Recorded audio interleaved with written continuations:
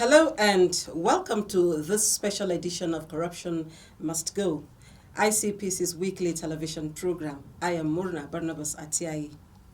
International Women's Day is a global celebration of the social, economic, cultural, and political achievements of women.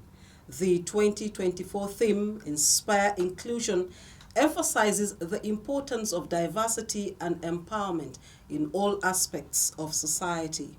For 2024, the ICPC modified the theme to inspire the inclusion of women in fighting corruption.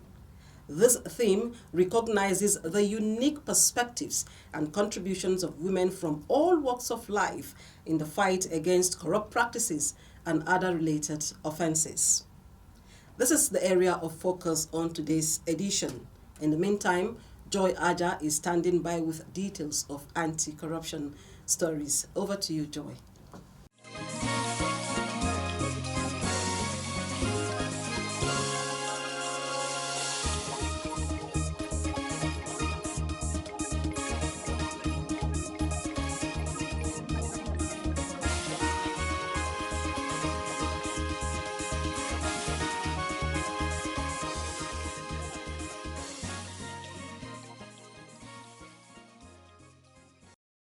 Hello viewers, thank you for joining us. My name is Joy Aja with Anti-Corruption Stories. ICPC has promised not to rest on its laurels in ensuring that those tasked with the execution of constituency projects in the country do what is right at all times. The Commission made this pledge recently when it played host to a delegation from Budget Nigeria led by its country representative, Mr. Gabriel Okeowo. In his remarks, the Secretary to the Commission, Mr. Clifford Okudiri Okparodu, noted that the issue of constituency project was germane, as some of the people tasked with the executions were often found not to carry out their duties as expected. Every year, the government spends a lot of money in budgetary allocation for projects. And these projects, both in the federal, state, and even local government, and these projects are being cited, not in the federal, because federal is the local government. It's in the communities. Do you understand? But oftentimes we find that our people do not really carry out the mandate of executing those projects for reasons best known to them, which I obviously think is why we are here. Corrupt practices. And who suffers? It's me and you. They too suffer because they live in the communities. They don't live in the air, but they don't understand that. What they're interested in is what they can ride with a four-wheel drive vehicle and all that on a very bad road. How callous. So for us, we will continue to do what is right, to whip them in line and make them do what is right. Like you did say, it's a very odious task. When you are fighting corruption, corruption will fight you back, but we will not relent. And nobody should give up hope. We will continue to do that what is right, to say that at the end of the day, we will reduce corruption to its barest minimum in our society. Earlier in his address, the country representative of Budget Nigeria, Mr. Gabriel Okeowo, stated that the essence of the visit was first to pay a courtesy visit to the new leadership of ICPC and also to renew the existing partnership and working relationship it enjoys with the Commission. He stressed further that Budget, as a civil society organization, does not only track projects but also pushes for the promotion of participatory governance.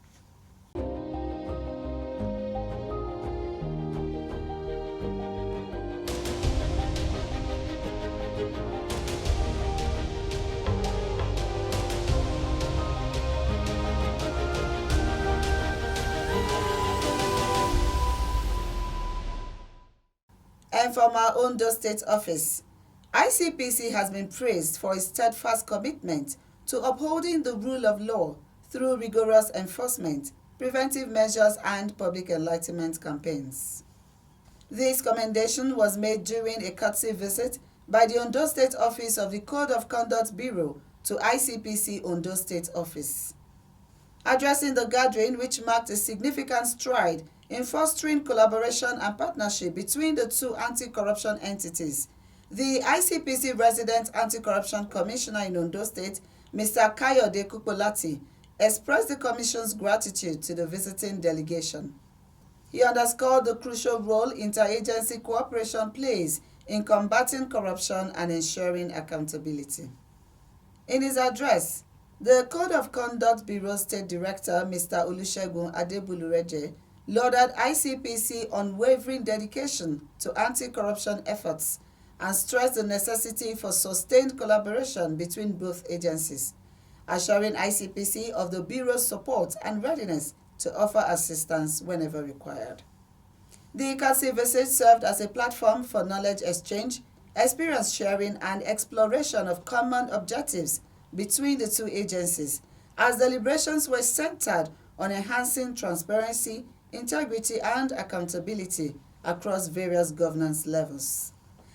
That will be all on this segment. Corruption Must Go continues with Murna. Please stay with us.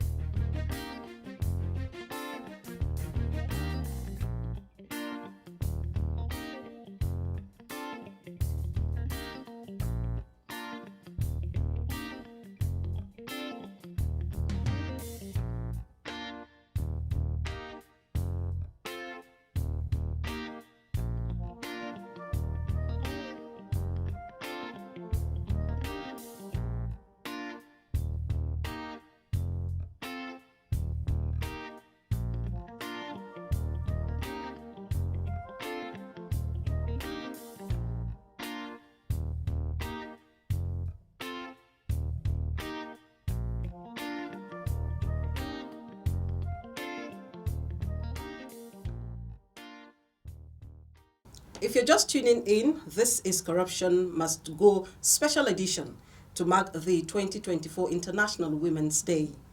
The theme for this year, #InspireInclusion, encapsulates the core message of celebrating diversity and advancing the empowerment of all women irrespective of race, age, ability, faith, body image, and identity. Without discrimination, ICPC ensures that women from all backgrounds have equal chances to participate and succeed in employment and other privileges in its leadership.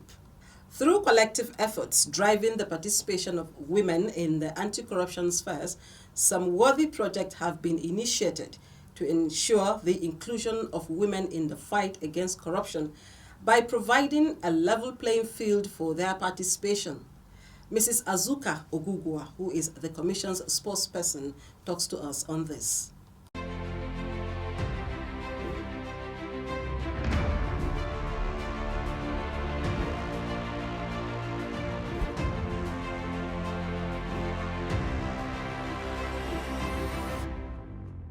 ICPC has done a lot over the years to inspire the inclusion of women, Nigerian women, in the fight against corruption.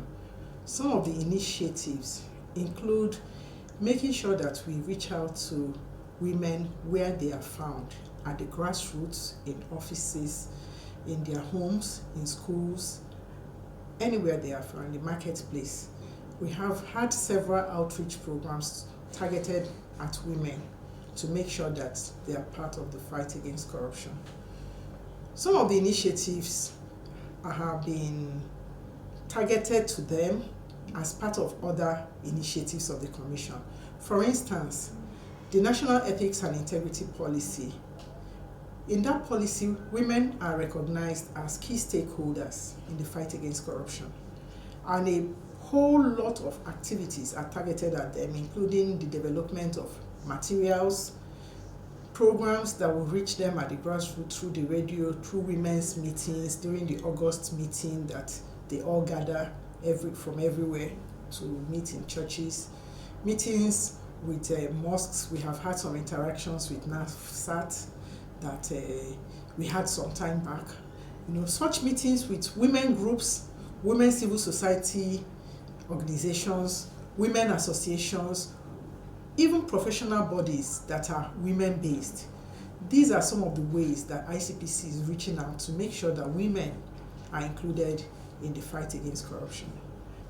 So ICPC has started an initiative to fight sexual harassment as abuse of office. We have a sexual harassment abuse and response team called SHAT, which specifically looks out for those that are harassed sexually, to get to talk to them and find out ways in which they are harassed so we can prosecute the offenders in court.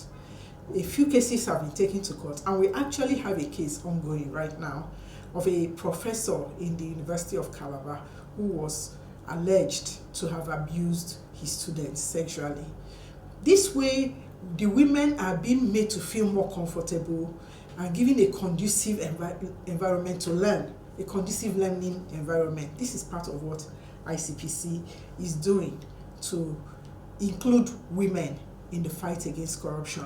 Within ICPC itself, we want women to be part of the fight against corruption, knowing that women are mothers and they are wives and they have responsibilities beyond the office space.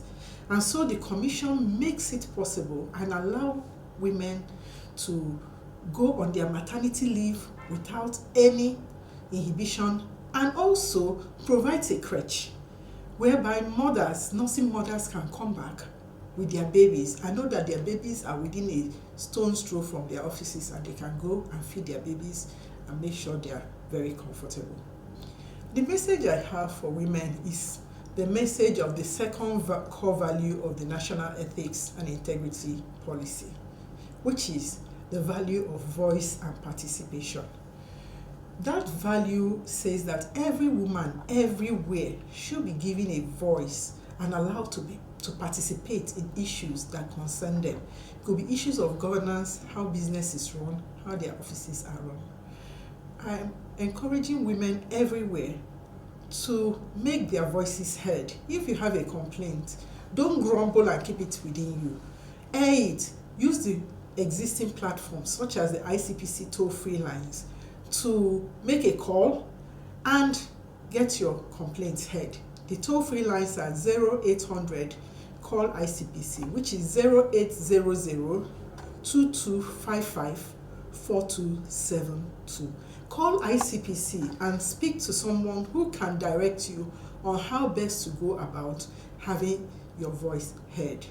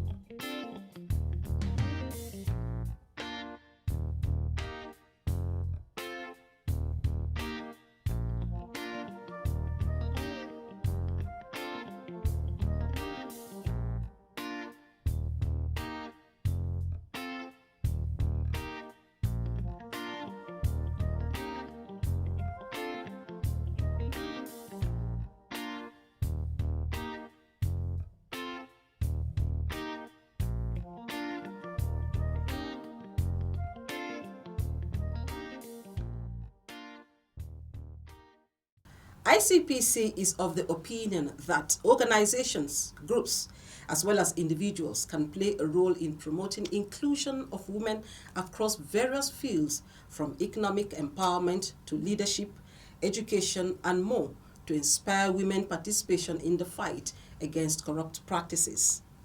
Our Corruption Must Go crew spoke to some women who have made their marks in their various fields of endeavor on their view of how the inclusion of women in their various spheres can help reduce corruption and institutionalize integrity in Nigeria. Let's take a listen.